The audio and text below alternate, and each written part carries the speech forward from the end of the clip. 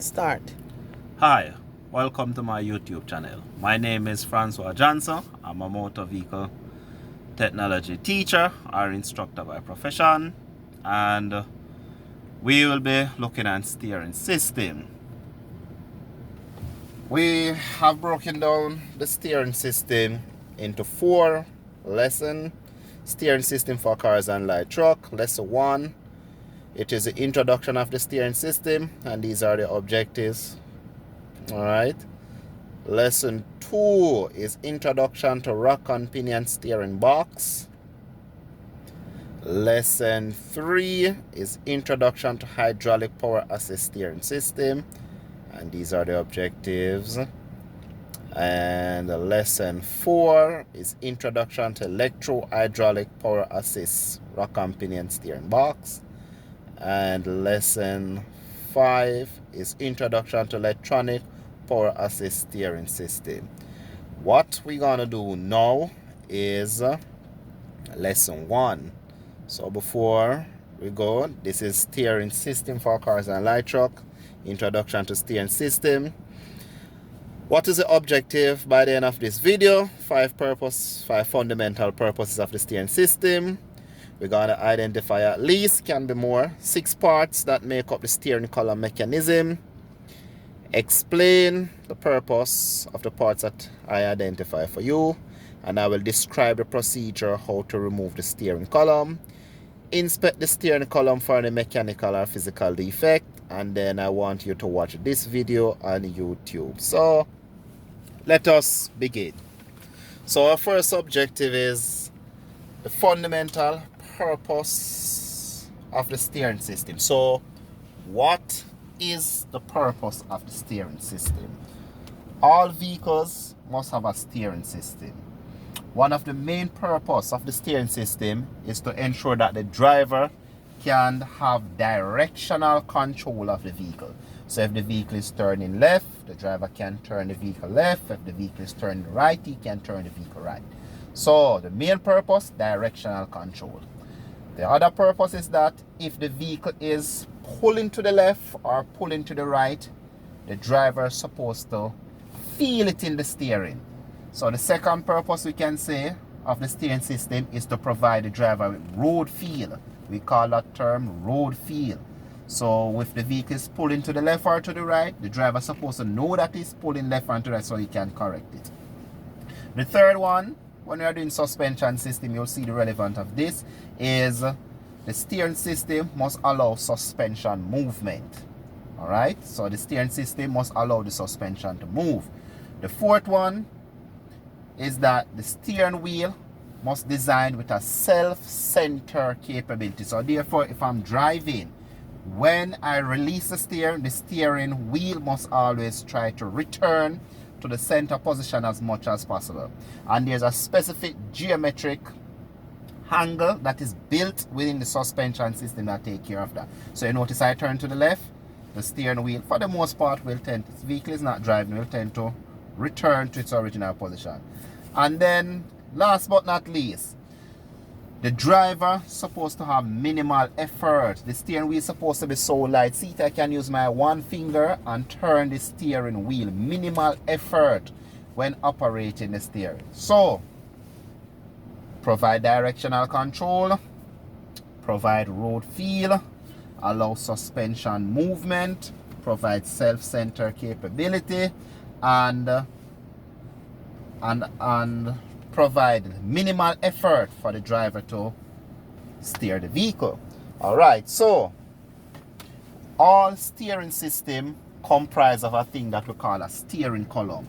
So all this mechanism right here, from the steering wheel to all the mechanism right here, although it is covered underneath right here, is what we call the steering column mechanism. And what is comprised in the steering column mechanism? Let us take a look on one that have been removed already. And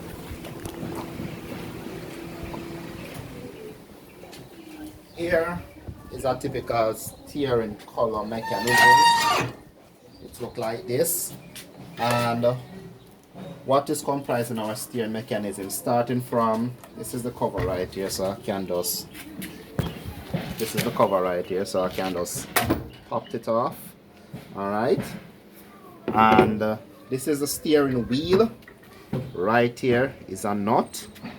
And then this nut is what now will connect the steering wheel and the steering shaft together. This is the steering shaft. As you can see, this is the steering shaft, and it runs all through this mechanism right here. So the steering column also have something that we call a tilting mechanism. These mechanism, this right here, tilting. Here we have the key barrel, and of course we have the connector, and we also have the combination switch. Turn on the headlamp, the wiper, the indicator, all of these things in the combination switch. And most steering system are built that we call collapsible steering system, or collapsible steering column. So therefore, if you should meet an accident, the steering column is supposed to collapse. So what are the major parts we identify? Our steering wheel, our steering shaft, our key barrel, our tilting mechanism right here, tilting, make the steering wheel go up, down, tilting mechanism, our combination switches, and this is for the headlamp, the wiper, the indicator, and that's it. So the purpose of the steering wheel is to transmit turning motion to the steering shaft, and the steering wheel is actually splined to the shaft and it's held in place by a nut. Alright, so that is the purpose of our steering wheel. The purpose of the steering shaft now, which is this component right here, is to transmit drive, turning motion to the steering box, whether it's a rack and pinion or a recirculating ball steering box. The purpose of our key barrel now is to activate the ignition system, to start the vehicle, and to unlock the steering mechanism, because you know that when there's no key in it, the steering wheel is locked.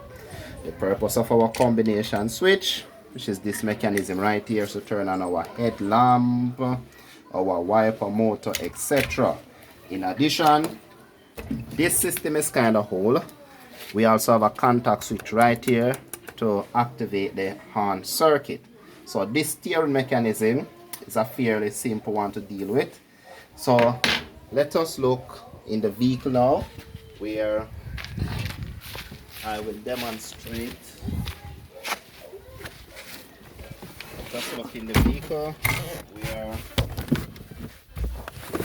I will demonstrate the procedure how to remove the steering column. But look right here, put the camera right here. You notice this steering system here, we have the on, and we also have the airbag.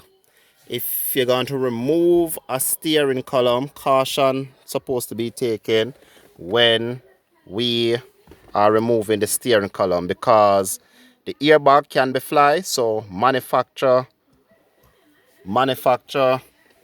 procedure must be followed to deactivate the airbag system. And the question is, why would we remove a steering column? To tell you the truth, probably the most common cause of removing a steering column is that probably over the years it wear, or the vehicle might in an accident.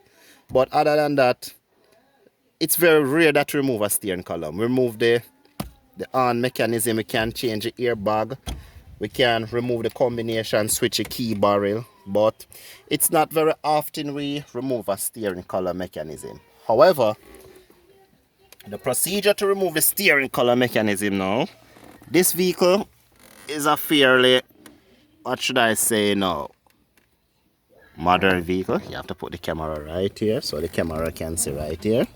I don't know if you can bend over. Hold camera, hold the phone at the side, please. Alright, so here we have screws that hold up the cover right here. So we're going to pull out this screw. We're going to remove this screw. Oh, and the tools that I'll be using: Phillips flathead, our 3 drive ratchet angle, 10, 12, 14. Those are the numbers that you need to work on a Japanese vehicle. not like the European vehicle with the Torx and the spline. So we're going to remove the other screw right here, and we got to remove this covering. Alright, I did some conversion right here, so let I just remove this. And then what we are doing, we are moving the covering. So I'm just demonstrating the procedure how to get this steering column out of the vehicle. So here, remove the cover, and you can see it from right here. You can see it from right